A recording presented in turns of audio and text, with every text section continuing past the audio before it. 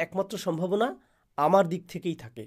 আর এ কারণেই আমরা তার সাথে আমাদের সম্পর্ক শুরু করেছি মানব ইতিহাসের প্রথম দোয়া দিয়ে, রব্বানা যালামনা আনফুসানা ওয়া ইল্লাম তাগফির লানা ওয়া তারহামনা লানাকুনান্না মিনাল খাসিরিন। হে আমাদের প্রভু, আমরা নিজেদের উপর জুলুম করেছি। যদি আপনি আমাদেরকে ক্ষমা না করেন এবং দয়া না করেন, আমরা ক্ষতিগ্রস্তদের অন্তর্ভুক্ত হব। আল্লাহ ভুল করবেন এমন কোনো সম্ভাবনা নেই। وما ظلمونا ولكن كانوا أنفسهم يظلمون। তারা আমার প্রতি জুলুম করেনি, বরং তারা নিজেদের উপরই জুলুম করেছিল। আর আল্লাহ আজ্জা ওয়া জাল্লা কখনোই মানুষের উপর জুলুম করেন না।